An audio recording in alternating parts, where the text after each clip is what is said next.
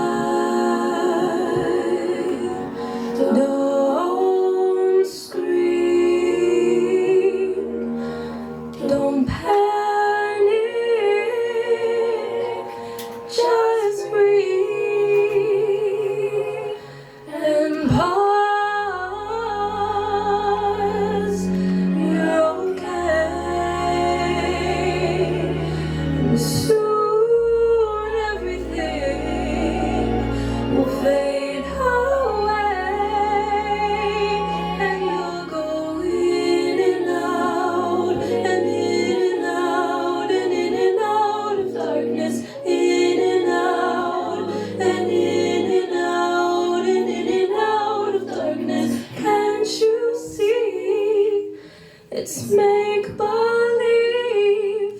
What you perceive is not the only way out.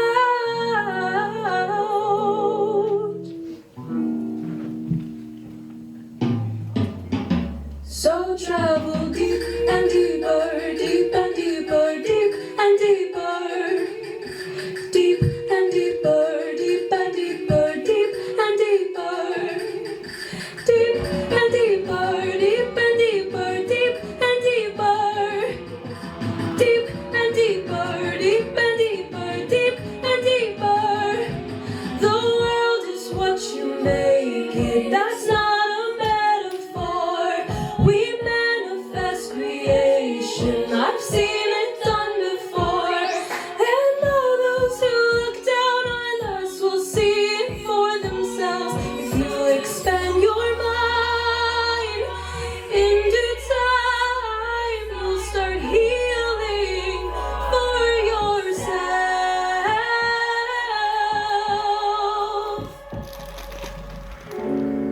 take a step and fall off the edge of the world,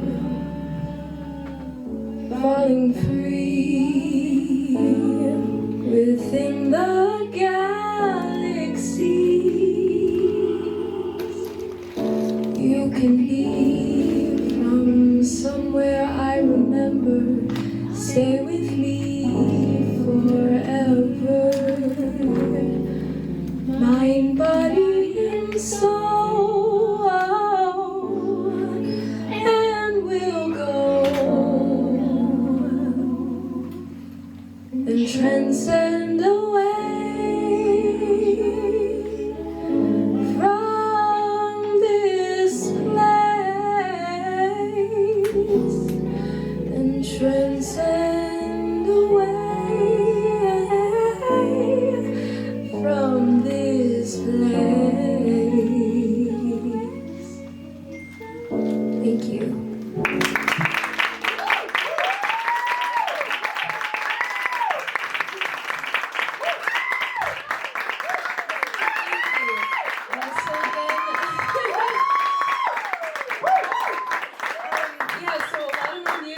was inspired by my own relationship with my mental illness. I've struggled through depression, anxiety. I battled anorexia for years, and my music and my art was the purest form of expression for myself. And I kept it to myself for a while, and then I realized that it might help other people too. So I was like, yeah, I'm gonna share that music.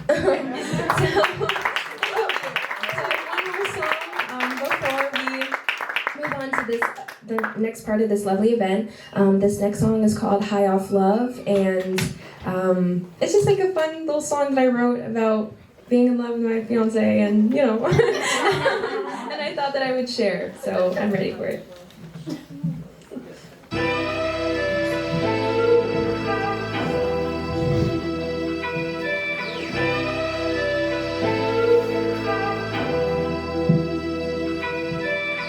I'm feeling like I tried so hard, so happy we made it this far, and in the end still longing for your kiss.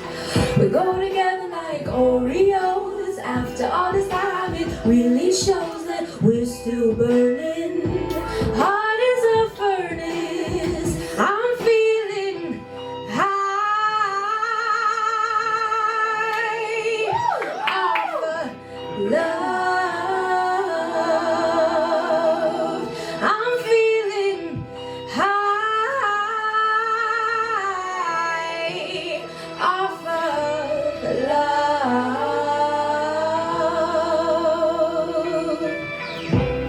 Start to float away, can you feel it? Set our love ablaze, can you feel it?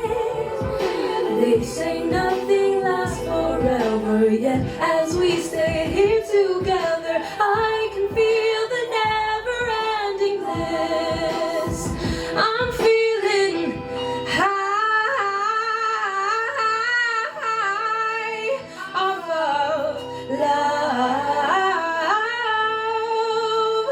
I'm feeling high off of love. Thank you.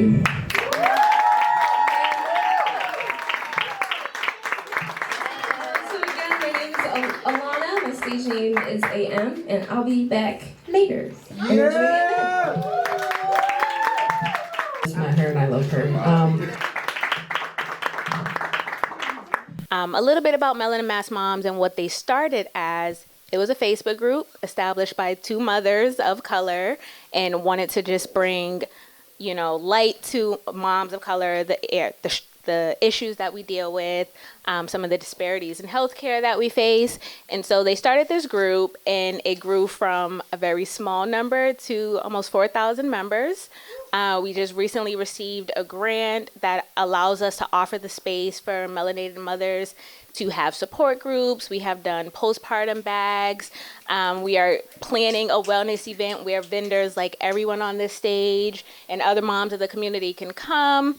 We are bridging the gap between healthcare disparities, shedding light, finding doulas and matching them to moms. We're just offering an array of services dedicated for people that look like us. We have monthly support groups. This past month, obviously, as we know, October is Child Loss Month, Child Loss Awareness. We hosted a support group just for mothers of such. And we offered it. It's a safe space, and nobody showed up. And that's the reason why we offer it. We didn't cancel. We didn't leave 5 minutes after knowing, no one was coming. We stayed there. And we left the doors open, and we'll continue to do things like that in every area that mothers of colors need until we feel like we have the community and support that we all desperately want. That's amazing. Thank you guys so much for sharing your experience and your womanhood and your careers, because it's not easy being a mom and a business owner.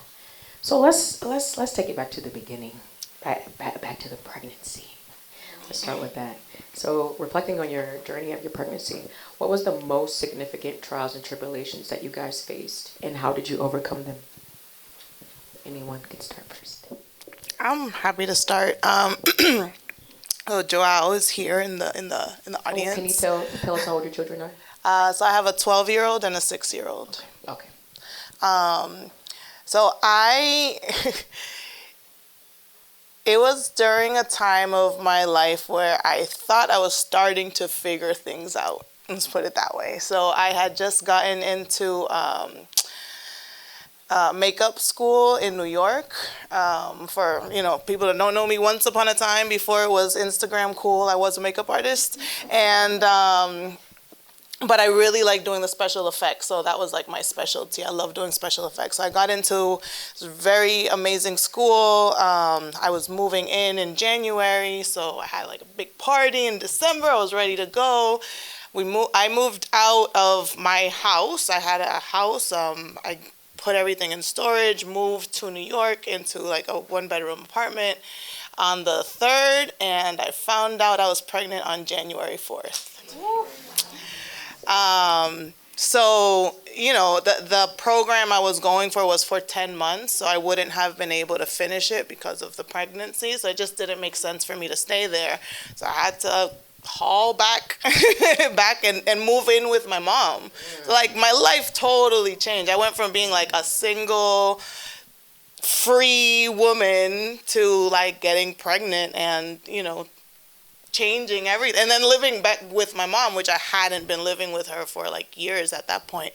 So my world got flipped upside down, but I would also say it also got flipped right side up. Like I always knew I wanted to be a mom. That was never a question. I had just turned 29, so like, I had partied. I felt like I had already done what I needed to do, and I was like, all right, like, let me try this out. I'm a be a mom, because of course, like, we have the option. And then I just decided I wanted to be a mom. I wanted to move forward with this.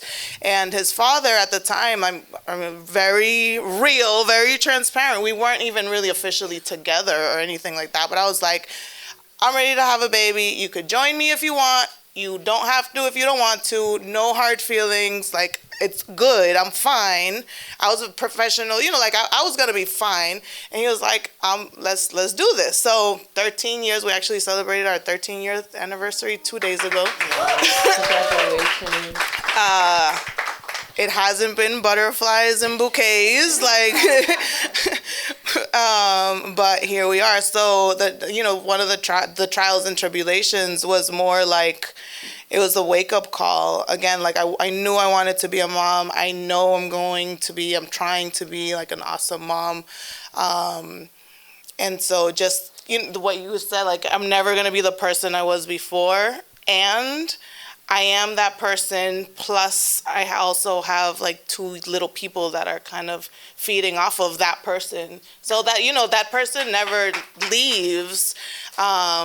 We probably just don't give it the grace that she deserves. I wear all the hats all the time everywhere I go, and that's like one of the hats that I wear. So they know, Joelle, like, that's not necessarily I wouldn't even say a proud, but it's a very real story as to like how he came about. And maybe not every mom would share that with their 12-year-old, but like, he knows, and it's very real. So yeah, I don't know if I answered your question at all, but I just, trial and tribulations was being like true to myself, accepting that it was time to be a mom, and knowing that it wasn't going to be easy, but it was definitely going to be worth it. Thank you. So the crazy thing is, my story is almost exactly like yours. Like, no, like when I was listening to it, I was like, sounds like me. So literally, I had just come back from North Carolina, where I was apartment hunting. I was newly single, and I was ready to take on a new state. Okay, it was my dream to get out of Massachusetts, and I had just come back. My family was over there, and literally, probably like a few weeks later, I was just waiting. This was like maybe October. I was just waiting until the end of December to sign my lease, because they wanted to wait like 30 days before I was moving to actually sign. It was just counting the days, right? Boom, find out I was pregnant. Same thing. And I found it at my mom's house because I had just moved back to my mom's house because me and my ex had split. And I literally went through, the 5 stages of grief in like 30 seconds. My sister, I did it in my sister was like, maybe you're pregnant, because I remember we went out to dinner and she was like, I was like, oh, this tequila's not hitting right anymore. Like, it's not doing what it needs to do. And she was like, are you pregnant? I was like, no.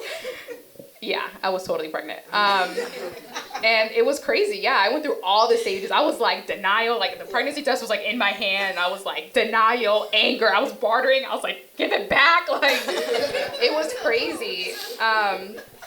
But yeah, same thing. Like, just experiencing, just having to go through like, wow, my life's never going to be the same. 1, 2, that life that I was dreaming about that was right there is gone. Like, I was going to be free. I was going to be this like newly single girl taking on North Carolina, doing my thing. I had even joined Facebook groups of like girls that were also moving to North Carolina, and like we were all like planning get-togethers and stuff for the new year. And I was like, it's gone. You know, it's like it was right there and it's no longer available. And so I still go through waves of grief, just like I go through waves of grief of like when my grandma died and something reminds me of her and I cry. I go through waves of grief of that was supposed to be my life. And so the trials and tribulations started at pregnancy, but I think they keep going even after. Thank you for sharing that.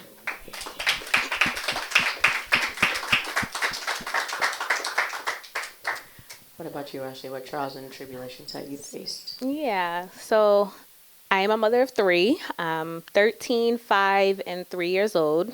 I did a really big gap, and then I had a really small gap. I don't know what I was thinking, but I'd say the trials and tribulations. My 13-year-old, I was pregnant at 20, still trying to figure out what I was going to be, who I was going to be. So it was a fun pregnancy. It was doing all the things I see on TV, like, oh, let's do a belly cast, let's do a gender, like, I was just having fun. The trials came after. But I'd say during pregnancy, definitely with my last 2. And the trial and tribulation was the person I was pregnant by. We met in November. We started a relationship in December. And by January, I was pregnant. And by January, I knew we weren't supposed to be together. We were not compatible in any way, shape, or form, but I was now pregnant. And this was my second child. It was his first. And his family is very traditional, very cultured. So they absolutely were not allowing us to not be together. So while accepting the fact that I was bringing another life into this world, I was so happy about it. I was ready to have another baby. I was doing it with somebody who I didn't know. He was a stranger. And here we are 2 children later. We'll talk about the second one and how she came about, but it was not an easy pregnancy at all. It was supportive in the way that they wanted my pregnancy to go, not how I needed them to be supportive. It was difficult. And I'm sure there's more questions where I can dive deeper into it, but the person I was with was what made my pregnancy trial. Yeah. Thank you for sharing that. Completely understand all of those. I can relate to every single last one of them stories. I want to take it back to being a business owner and being a mom. Man, it's hard. It's hard being away from your kids. It's hard, sharing them with other people, especially when you want to be with them. How do you guys deal with mother's guilt, and what are some ways that you balance out being a business owner and being a mom? Well, I mean, it's here, right? Like they're here with me. Clearly don't want to be here right now. And mother's guilt is real. But I also feel that I'm gonna take it one step back before I even get there. When I ask, I have a mother that is amazing, wonderful, super supportive, and like whenever I ask for anything, she's always there. And there's always that passive aggressive, That like, you know what I mean? Like just that little, I never left you guys when I was raising you. Like I never did X, Y, Z. I was like, well, I'm breaking that cycle right now. Thanks, Mom. You know, like that. It's that kind of thing. And I know she does it. And I feel like maybe it's I don't know if jealousy is the right word, but you know, like the envious that she didn't have that. I mean, she came alone to this country and like raised a child literally on her own, and I have everything that's opposite to that, right? So you know, so the mother's guilt, she tries to put the mother's guilt on me, and like I'm pretty like, all right, whatever, Ma. Like, I'll just ask my sister. Or, like, I use those cards very strategically, right? Like, I know when I'm going to ask her or, you know, who I ask. But then there's times, you know, I own a barber shop. I also have a very real full-time job that is more than just 9 to 5. It's all the time. So I feel like I have multiple full-time jobs, the first one being a mom. And, you know, for us, I think in general, asking for help is hard. And again, like I'm strategic about when I ask for help. And it shouldn't be like that. Like we should be able to say, hey, I need help in X, Y, Z, or, you know, I got you if you got me, or like, let's work together. Let's figure this out. I'm always talking about the village and how we need to create our own villages to raise our babies and help raise us. I mean, we're still growing. I'm 41, I'm up to be 42, and I'm like, I still feel like there's a lot of me to grow, and I'm learning every day. Thanks, Joel, for the shout out. But you know, it's hard, and again, like I feel bad for having to step away. I mean, even my little one that's 6, he told me 2 days ago, like, Ma, why you have to go out every night? And it's, I mean, this is busy time for anybody that's out in like the nonprofits, all the galas and this and that, and like a lot of the work and the magic happens in those times, not the 9 to 5. So I have to be out there. So yeah, it's hard. I feel like I try to shout them out as much as I can, and I appreciate them for sharing me. And, you know, I hope that when they're older, they see that, you know, yes, they have a pretty cool mom, and like that they never felt that they didn't have me as their mom because they were sharing me with the rest of the world. And I think that's like it's a hard balance to figure out. I don't know if I've figured it out, but, you know, even bringing them here, they might not be paying attention, but they're going to remember, like, hey, my mom was talking with a microphone one time. I don't know what she was saying, right? Like, so yeah, I mean, it's hard. It's not easy. It's beautiful. It's beautiful and crazy. I love that. Anybody else? It definitely doesn't go away. Like, I also have a full-time job, and I have, you know, my Very Bliss as well. And so sometimes I'll do my 9 to 5, right? I don't know if anybody even works 9 to 5 anymore. But like you know, I do my day job, and then I go grab him from daycare, and I come back, and then I get on my personal laptop, right? To like start planning my next event or whatever. And sometimes I have to snap myself out of it. And I'm like, okay, he's right there. Like, he's right there, and he's playing with his toy. Why aren't I on the floor with him? You know, like, and so, yeah, obviously that guilt sits in, and you're like, damn, I'm a bad mom. But then I think that the guilt of having to say no to him because I can't provide for him, because I can't give him what he wants, I think would hurt me more. Right. So I try to hustle through it, and you know, when I find myself in these situations where I feel like I'm neglecting him, then I try to set what I'm doing aside, at least for 10, 15 minutes, and say, okay, I'm going to give you some one-on-one time right now. And I'll finish this, even if I have to be up at 3 o'clock in the morning, I'll finish this after you go to bed. And so just, I think, being mindful of that, and then also being okay with that. Like, I'm not going to go out of my way to overwhelm myself so that I feel like I'm a good mom. Like, I'm going to do what I need to do. And when I catch myself in these moments, I'll pivot. And then I'll go back. And I need to be okay with that and accept that and try to push the guilt down a little bit. That's a great answer. Awareness is everything, you know? And we know our children better than anyone else. Exactly. And we know ourselves better than anyone else. We know whenever we're not giving them that attention, that love, and that presence that they should have in that moment. And it's really beautiful that you're able even to acknowledge that, because it takes a lot. What about you, Ashlee? So sitting on the board of Melanin Mass Moms, definitely as we're evolving, I also have the 8 to 5, not even 9 to 5, corporate America job. I think my biggest mom guilt moment comes when my kids are asking, like, what are you doing? Why are you doing it? In those heat of the moments where you're focused and you're doing something, the natural response is say, because I'm working or because I have to.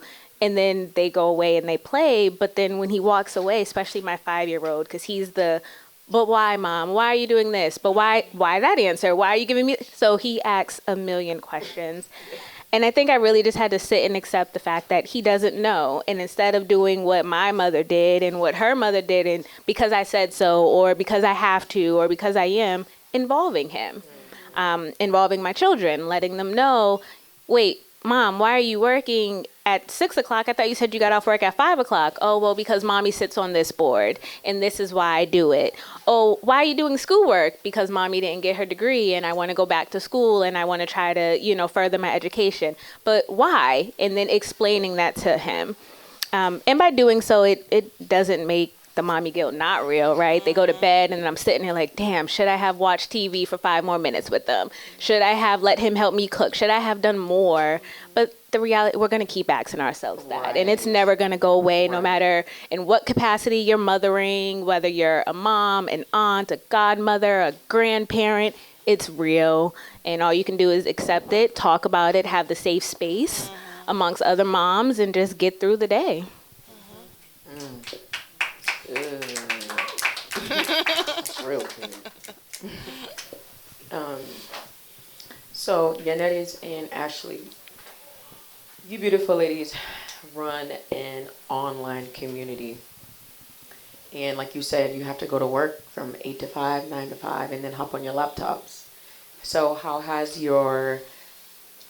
motherhood affected your online presence, both personally and professionally? And have you experienced any challenges or opportunities as a result? I think, so as I stated, Melanin Mass Mom started as a Facebook group. We are a nonprofit formed in Massachusetts 501c3, but we started as a Facebook group. So we really try to hold that to the core of everything, because that is our Facebook group is our community. Those are the mothers that we interact with day to day. And I think first joining, I was a member. I didn't sit on the board, and I was asking questions, asking for advice. I was engaging with other moms. And then as we grew, the real life challenges of running an online forum presented themselves. Mothers were becoming catty and the drama started. People were scamming people. Moms would come up and say, hey, I'm a single mom, give us their story. I'm looking for gift cards, or I don't have food to eat. And of course, being a very close-knit, tight community, our moms wanted to help. And they would send these women gift cards and money and drop off food, and it was all a lie. So I think wanting to be true to who we are, bringing that forward to the community that we serve, but still having to be mindful that not everybody is pure and genuine. The only qualification we ask for to join our community is that you are a mother of color. We're not asking for background stories and how many kids you have. And if you're we're not asking that. As long as you look like us, you can join. And then from there, we just have to filter and monitor. So I'd say that's the biggest challenge, is staying authentic, staying true to what we believe and what we formed Melanin Mass Mom to be, but still being mindful and cognizant of the world that we live in today. Were there any opportunities that have come from the experience of being not only a member starting out, but as officially now a board member? What are some opportunities that you've come to meet as a member, both personally and professionally? I'd say the biggest benefit is the mothers of the group. We have 2 of them, 3 of them sitting right here in the audience with us today. I'm not sure if anyone else is a part of Melanin Mass Moms. Shout out to you. But that's been the biggest benefit is at the moment in my life I joined Melanin Mass Moms, I felt alone. I had just lost custody of my children due to mental health issues that I was facing. I felt I had 0 direction. I'm the youngest of 4 kids, and everyone looks at Ash like, oh, she's the baby, but she's so strong. She always gets good grades, and she lives on her own and has her own job, and I've always been the strong one. So going through what I was struggling with and not getting, my family was there, and they felt bad, but they didn't really understand it. Like, Ash isn't strong right now. Ash is actually the opposite. I'm lost. I need you. And they couldn't give that support that I needed. Joining Melanin Mass Moms and telling that little bit of my story to other moms and the pouring of support. I had women that I've never met, never seen, dropping off groceries, coming with me to appointments, talking to me on the phone, sending me random cash apps, asking me if I'm okay. Like, in so many ways. So for me, that's my biggest benefit is the relationships that I've been able to form with some of the amazing women of the group. That's good. You like that? You like that? What about you and Yanerys? How has motherhood impacted your online presence, both personally and professionally? I think that motherhood, and this sounds like a negative, but I took it as a positive. As a lot of us know, in corporate world, like mothers are looked down upon, right? Like we're the ones who have to take care of the kids when we have to call out all this stuff. The kids, are sick, if they have to go to an appointment, like we're the ones that have to risk our careers. And so, seeing how the corporate world turned against me when I became a mother, is what pushed me into really leaning into this community. And I think that really similar to you, I am also the youngest of 4. And so I totally understand where you're coming from with the like, you're the strong one, you're the independent one, and you're doing all this stuff, and look how great you're doing. And sometimes it's hard not to internalize that and be like, okay, well, maybe I shouldn't ask for help. Like maybe I should continue to be the strong one because that's how I'm looked at.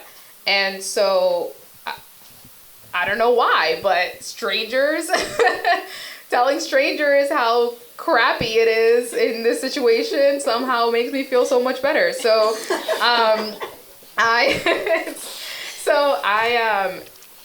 that has been also a huge benefit for me, even though like I'm still growing my community. The community that I have, even though they're completely strangers, it's like they're like, yeah, I totally get that, or like, me too, sis. I'm like, for real? Like, you too? Okay, that's nice. And so that's been really nice. And yeah, it's just up from here. Okay, only way up is here. Period. Gotta keep going. Gotta keep going. Pamela, you just recently celebrated 13 years. Congratulations again. After knowing your partner for a very, very, very short amount of time, I can totally relate to that story. This is not about me, but let me share a little something. So I met my partner I have 2 kids. I have 1 boy, 1 girl. My son is 3, my daughter is 1, and I met my partner in August of 2019, and we found out we were pregnant in December, and man, has it been so tough. And it's only been 4 years, okay?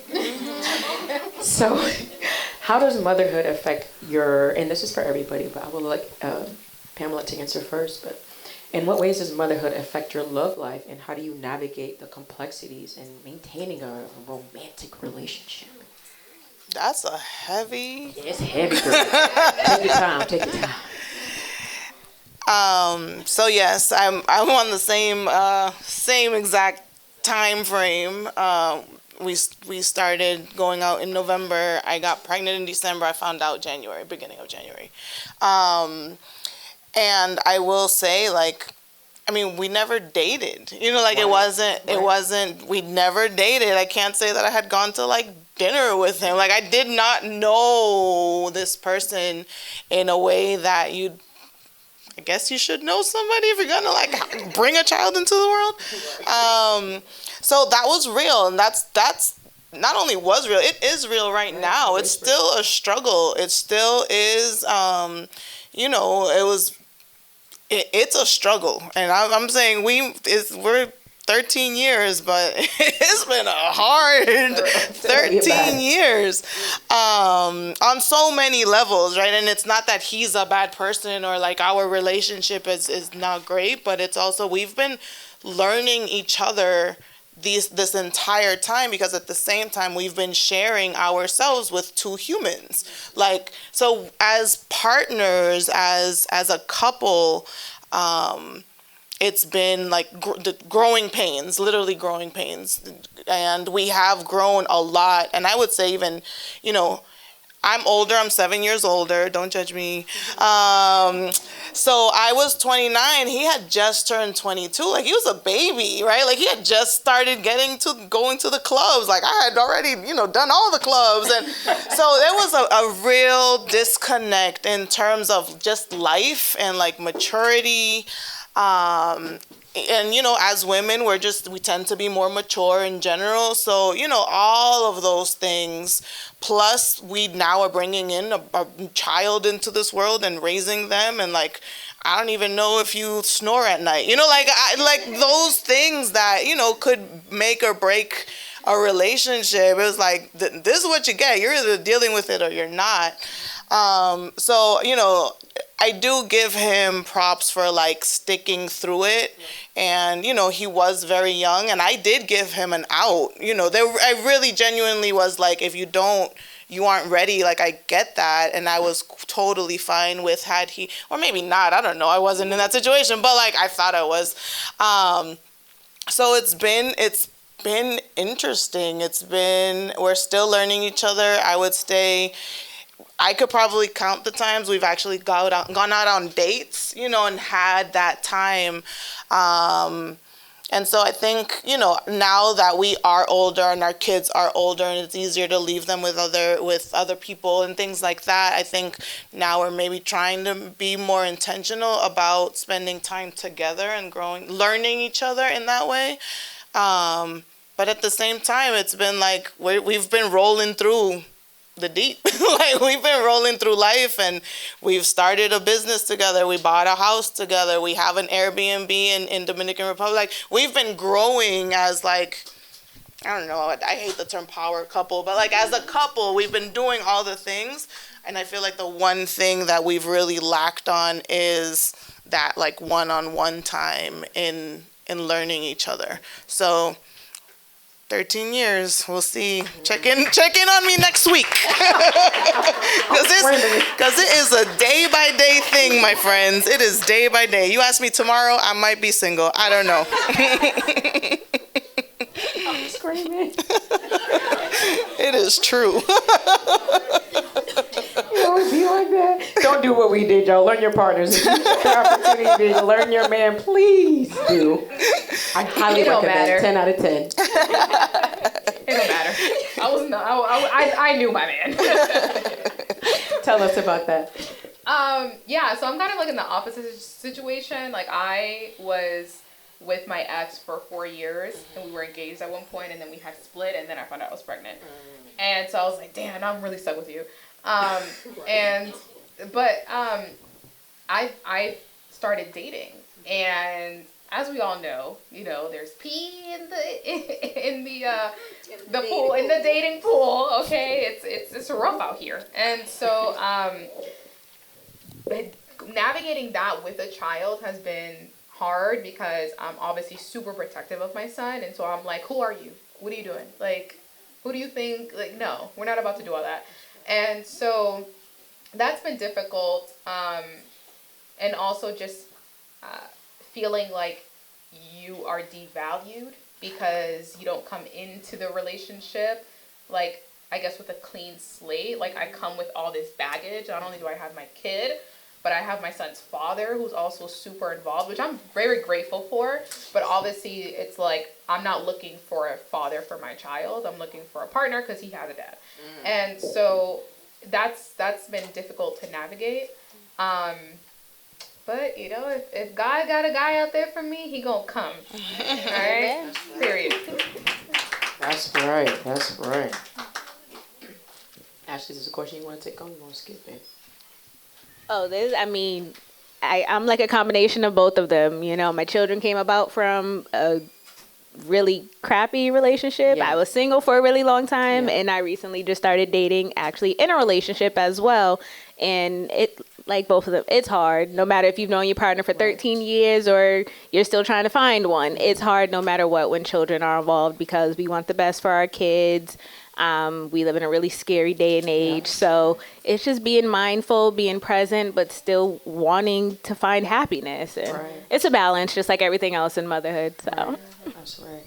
Can I add one more thing? Please, please. So like in the I'm very, very real with I'm very transparent with my relationship. I've always been this way. Like I see Jessica laughing. She's like, yeah, I know. Like, yep. So one thing I will say is that, you know, they always say you should never stay with your partner just because of the kids, right? It's easier said than done. It's hard to not have that at top of mind. Like that's very real, at least for me. That's been very real. My relationship has not been great. It has not been butterflies and bouquets. Like it hasn't been horrible, but we've had really ugly moments and where I have questioned, you know, maybe we are better off apart. But even when like I'm ready and I feel like I've made my decision, it's like yes, and it's like all right, the time comes and it's like let's try this again. You know, and so like we've had that reset button. We've pressed that reset button so many times, and you know, it's not an excuse in saying like we're doing this for the kids. It's not, but that is a big component of it because it makes it that much harder. When there's kids in the mix, it makes it very, very hard to put yourself first. And I know we're always preaching that we got to put ourselves first, but it is hard and it's so much easier said than done. I totally agree. Y'all taking notes out there in the audience? Especially for the ones who ain't got no kids. Christina, you taking notes? Speaking of that, self-care is really important, very important. How do you ladies manage your self-care, especially whenever you're going through it? Like, I feel like sometimes, you know, whenever you're going through it, you just so focused on what's happening to you and not necessarily looking at it from a bird's eye view or from an outside perspective. So in those moments, what are some things that help you to feel like a sense of equilibrium, and what are some strategies that you ladies employ to take care of yourself? self-care, what's that? I ain't never heard that word day in my life. Self-care, who? No, but honestly, that's how it feels like sometimes. I know for me, like I said, mother of 3, 2 separate fathers. My 13-year-old, he lives with his dad full time. He goes to school from his house. I get him whenever he wants to come over. My 2 youngest are with the same dad, and that schedule is a little bit more challenging, a little bit more complex. And there are days where literally I drop my kids off at 10 o'clock to go and spend their weekend with their dad. And I'm like, 11 o'clock, nails. And then I got to go here. And then I got to go there. And then I got to do A, B, C, D, and E all before 4 o'clock when I got to go pick up the kids and then get them back home and then do it all again on Sunday. So self-care is what you make it. It's what it doesn't have to look like. Everyone says it has, go get a massage or go do that. Like, self-care for me is going to Target and going and looking at the clearance racks and like seeing what's on sale. Like, that's my self-care. So prioritizing whatever and however it looks for you. If it's an hour, if it's the full day, it's something more than what we aren't doing. So that's what it looks like for me. Great explanation. Thank you for that. What about you? So for me, my biggest thing is, my biggest thing has been like feeling my feelings, because I have, always wanted to push my feelings down and be like, let's be strong. Like, I need to be, because obviously I have my son full time, and so you're like, I don't want him to see me struggle. I don't want him to see me, this and that. So like, just hold it in.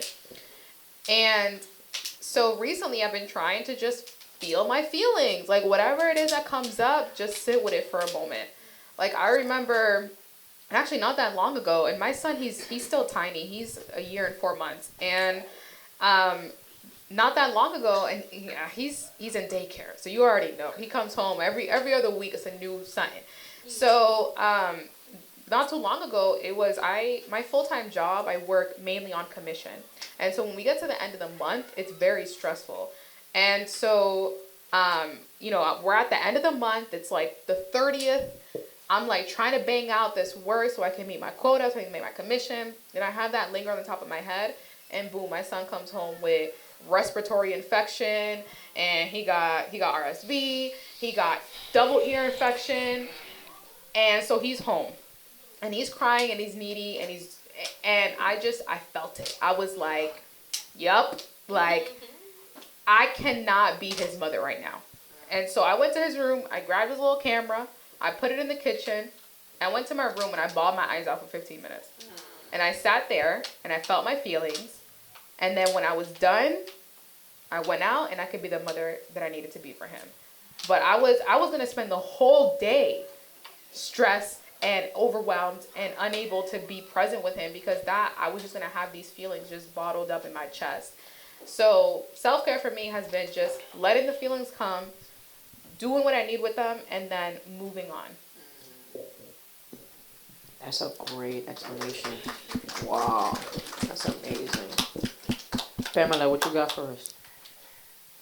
Self-care for me. You work in the beauty industry, so because you work in the beauty industry, so how do you?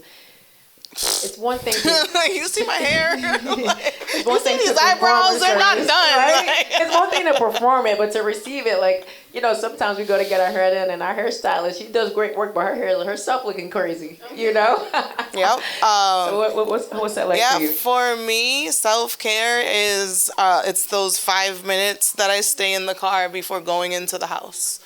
It is when they were in daycare, I was the mom that waited if I had to pick them up at 5:30. I could have gotten there at 4:55.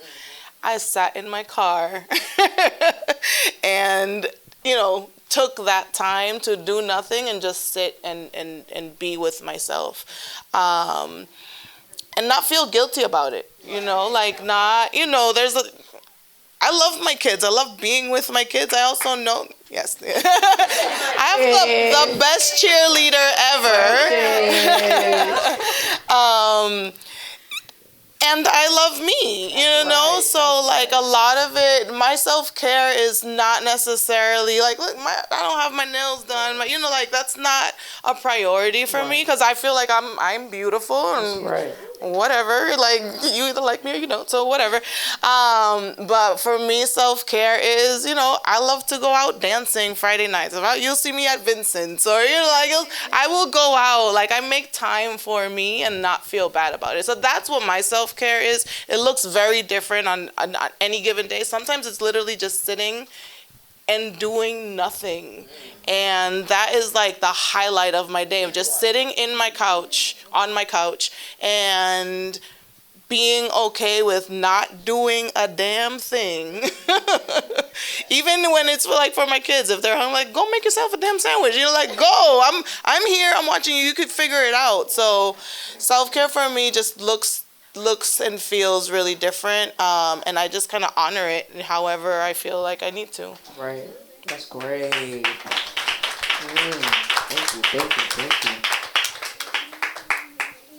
So it seems like all of us have kind of non-traditional roles as far as our roles in our families. So how has the evolution of non-traditional roles influenced your personal journey, and what adjustments have you ladies had to make? Oh, I'm happy to start that one. So I'm the breadwinner. I am the breadwinner of the family. I am the smarts of the family. Like I'm the one that just kind of makes things happen. And not just for me, but it's like I'm the connector in the community. Like I'm just out and about. I refer to myself as an alchemist. Like I just make things happen. And I love that. I love that about me. I love that I can share that with the world.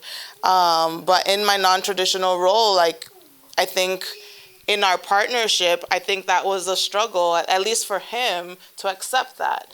And, some very real conversations, especially when it comes down to like money, finances, is like, I'm not throwing in your face that I'm paying for X, Y, Z. All I need you to do is support in A, B, and C. Right. There's a balance. So if I'm doing this, I need to know that you got the kids when I need to go to an event. Like, I need to know that, if I need you to show up in this way, like, I can count on that. So right. That has been, that's very non-traditional about our relationship. And I think we've definitely made strides with that. I've also been very clear, like, if I'm doing XYZ, I'm not coming home to, like, wash the dishes. Please, like, we got to just figure out and balance this out. So, there aren't gender roles in the house. And also, I have 2 young boys. It is my biggest fear to think that when they grow up, they are the person that, like, I hated to be around, right? Like, or that they have these like gender norms. You know what I mean? Like, I just want to know that I'm teaching them and they know like how to treat their partner or how to show up for people in general, for their community. I totally veered off. Sorry, guys. No, you got it. But yeah, so all that to say is it's been very interesting to wear, again, all the hats and like kind of navigating, shifting and saying, this hat's really heavy right now. I need you to pick it up. And so I think that's been the conversation I've been having with myself, again, asking for help. Like, right. I'm getting better at asking for help. When it comes to the actual business itself, today, I'm this exhausted. I had a grant due at 5 p.m. I submitted that shit at 4:59. And I'm talking about like sweat, palpitations. I was like praying to God that the it didn't close, and it closed literally seconds right after that. And meanwhile, my partner is at the barber shop, like taking care of the boys. So it's like we just have to figure it out. Right. It's really just about kind of figuring it out and seeing what works, and fuck the formalities, the normalcy. Like, what is that? I don't know what that is. Right. Yeah, for real. Absolutely. You dancing?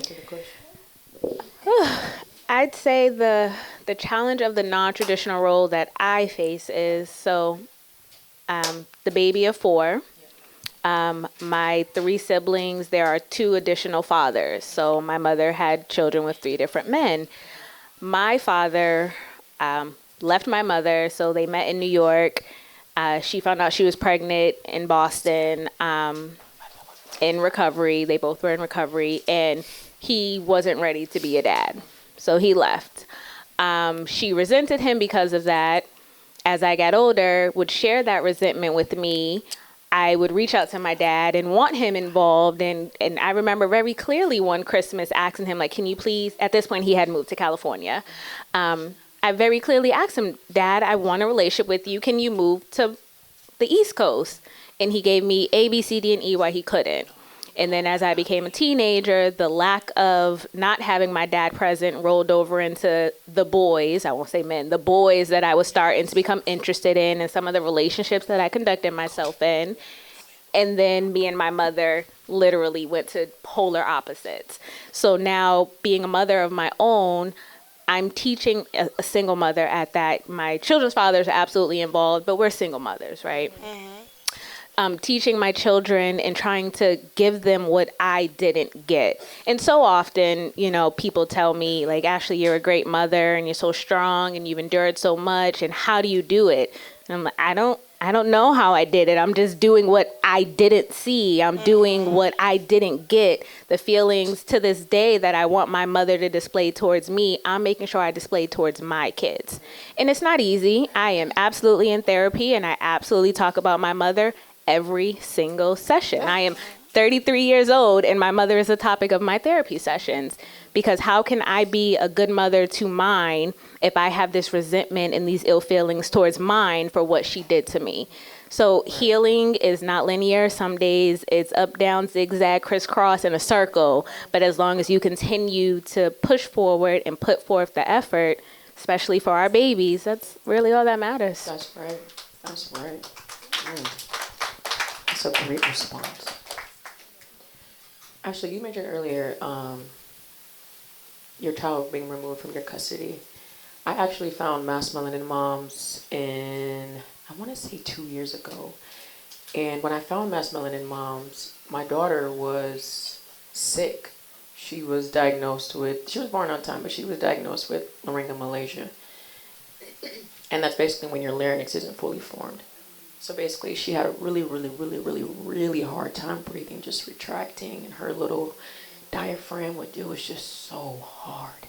And I reached out to the group, and Julia, the woman who started the group, her son also was experiencing the same thing, so I was offered support throughout that process. But it came one point in time where I knew that my rehabilitation strategy for my daughter was better than the medical doctor's team. I just knew it, you know, and throughout that process, we had a woman basically come to our home because we were being charged with medical neglect. And I don't know if you guys have ever seen this Netflix documentary. I think it actually just came out 2 days ago. It's called Take Care of Maya. And throughout this documentary, I just watched it last night, basically this woman was charged with medical neglect because her daughter had CRPS, which is basically like a chronic disease, and her rehabilitation treatment was ketamine. And ketamine is a very, very powerful drug, and it's also a recreational drug. And because this mother knew what her daughter needed, she was so adamant about it. And sometimes whenever you go to these doctors, they feel offense. They don't like that you think you know more than them. And so we had a woman come to our house and basically threatened to take our daughter away. And that experience is so, it makes you feel so hopeless. It makes you feel like, who do these people think that they are? And why is this a thing? Like, why can somebody medically kidnap your child? You know, so what was your experience going through that, and how did you overcome those feelings? Because it's so hard, girl. It's so hard. I want to cry just saying it, but it's so hard. So I have my sister here with me, and I just looked at her and gave her the look, because you have no idea, sharing what you just did, how that impacts me. So it's twofold. My daughter, my youngest of my three, has tracheomalacia. Very similar to laryngomalacia, but it affects her trachea. She was diagnosed at 2 weeks of birth. She had her first surgery at 2 months, and after that surgery, we spent 69 days in the ICU. Oh. At the time she was in the ICU battling this, the surgery that she had was newly diagnosed. Only 2 doctors worldwide knew how to perform the surgery. I lost custody of my boys. And I lost custody of my boys due to depression and postpartum depression, and me being the strong one for so long, saying I can handle it, I'm fine, until one day I couldn't. And I snapped, and I did some really erratic behaviors, and I did things that I shouldn't have done. And both the fathers of my children went to court and said, we know she's suffering from depression. I recently had checked myself in to get help. They said she's in a mental institution. We fear for the safety of our children, and a judge granted both the fathers custody. So while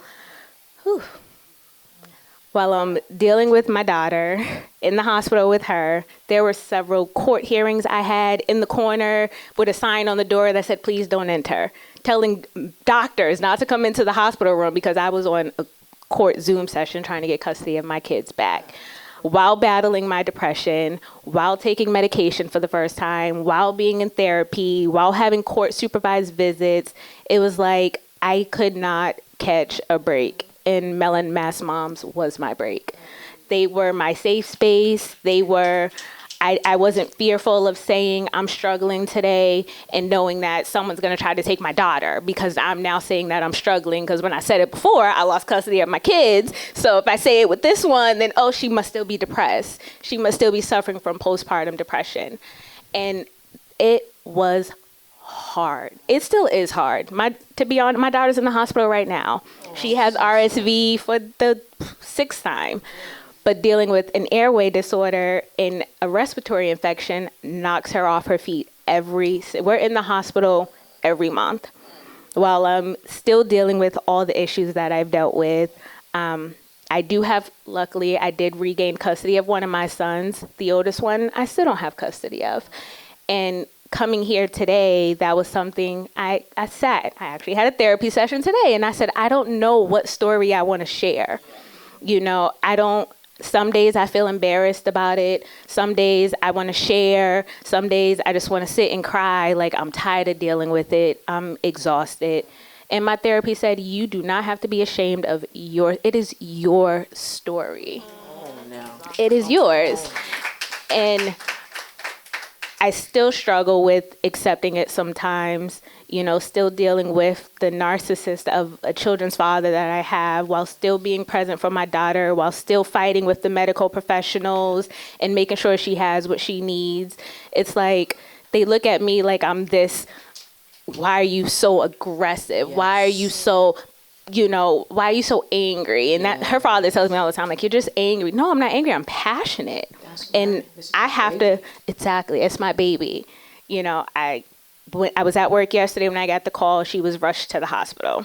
I get to the hospital. They don't have her medications listed correctly. They don't have the critical airway sign on her door. And I get there. The nurse doesn't come in and greet me. She sits in the room. She continues to do whatever she's doing. And I signal her to come in. And I said, well, can I have an update? Oh, I apologize. I thought you already got one. Why? Because her father was sitting here and you thought that he picked up the phone and called me because you just automatically assume things are great because that's normally what you see. Happy mothers, happy fathers being present for their children together. That's not my story. So I had to tell her no. I didn't get an update from him. And when I tell you this woman had no idea the history, what my daughter should be on, the medication she shouldn't be getting. They almost gave her an antibiotic that she is allergic to at this point. She's looking at me like, oh, I'm sorry, I had no idea. And that's my reality every single day. Being strong, keeping this face of I have it together, caring for her, being a mother to 2 others, still fighting with the courts, still maintaining my depression, still going to work, still, trying to look halfway decent most of the days. Showing up is hard. It's hard. So I want to connect with you after this because your baby and my baby are medical twins, and I can absolutely share some stories with you, girl, and help navigate in any way that I can. Cause it was hard. Thank you so yes. so much. Because, man, without that group, to finish the story, unfortunately, the woman in the documentary, her name was Beata, God rest her soul, she killed herself. Because of she was going to be charged with criminal charges. And she just couldn't take it no more, Again, that was her baby. And one thing that she did, and one thing that I recommend that you do whenever you have your baby, anybody, if you guys don't have kids, if you have kids coming up, document everything. Mm-hmm. Anything that you can, document it. Those conversations documented. Beata documented everything. The conversations with her daughter. Her baby was in the hospital for about 3 months, and in between that time, she couldn't even go see her. So throughout that time, her daughter wasn't able to say goodbye to her, and she wasn't able to say goodbye to her mother. But due to this, they won yesterday a $220 million settlement. Wow. Because she documented everything. So the most important thing that we could do as parents is, stand firm, stand tall. They do paint us, especially as a black woman, as an angry black woman. Ooh, she mad. She wants us to, especially whenever it comes to pain medication for your child. When your child is hurting, you're hurting too. That was the only thing that helped that baby girl. So just thank you, Beata. God rest your soul, because she sacrificed herself for not only, her family, but other families, for this story to be able to be told. They went through those court sessions for about 5 years, and just yesterday, everything was all finalized. Thank you, Beata. God rest your beautiful soul. To wrap it up, I want to end on a beautiful note. What's one thing that you guys can say, that you ladies can say, that gives you the strength to keep going whenever you don't feel like going? Is it music? Is it a conversation? Is it a pedicure, a manicure? What's one thing that you're like, if I could just do this one thing, I will feel so much better? What's that one thing that keeps you going every day? I would say, it sounds so cliche, but it's my son's face. Yeah, right. I look at his little tiny face, and my son has these like big, huge, like doll eyes. And sometimes I just like pull out my phone and I look at pictures of him, and I'm like, this is, because I didn't even realize like a love like this could exist. Like before I had my son, like, and people say that all the time, but it's real. Like, I never felt the love that I feel for my child like this ever. And I never thought I'd ever feel like that. And I think that that's like just God's way of like being like, here, just like, here's the love that you were missing in your life. And yeah, that's basically what keeps me going, is just seeing his face and just like knowing that everything that I do is for him. Thank you for sharing that. Ain't nothing like seeing your child face when you wake up in the morning time. Oh, I'd be like, ooh, let's get it. What can I do to make you smile? What about you, Pamela? What keeps you going? That's a hard question. Yeah. I would say what keeps me going is, I thought about, I don't know, I've mentioned this a few times this week. I'm a big Hamilton fan, or anybody that knows Hamilton. And there's a line in there that is like, I remind myself of it every single day, and it's like, what's a legacy? It's planting seeds in a garden that you'll never see.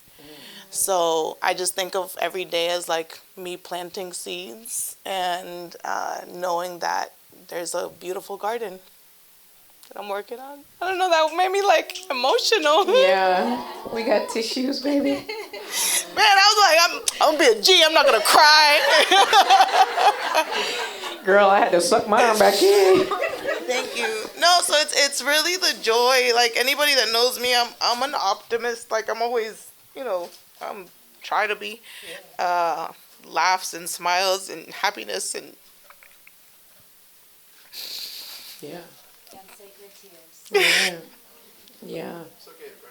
That's right. Oh, no, it's fine. I got makeup on, guys. Come on. That's why I sucked mine back in. I said, not today. Tonight. No, so with that, it's the joy. Like, life is beautiful, and no matter how ugly some days are, or most days, or, there's beauty in all of it. And, I feel like we're all just planting these seeds in this garden. My kids are my seeds. Right. And I hope that they look at me and I'm like, my mom's pretty cool. That part. I love that. What about you, Ashlee? What keeps you going? Wine. Lots of it. Say it out for the people in the back. I think for me, several things keep me going. My kids, but I think walking out of my door every day, being able to close it with my key behind me, getting into my car, going to my job, being able to spend my money however I want, because just 4 years ago, I didn't have any of those things. And so it's slowing down just enough to just be blessed for the space that I'm in, the things that I have, the things that I've lost. It's just reminding myself that every day. And some days I don't do it because, rushing out the house and you got 50 things on your mind. But the days that I can remember to do it, I just stop and say thank you. That's right. Gratitude, gratitude, gratitude, gratitude. Whew, how y'all feel? Thanks a lot, Christina.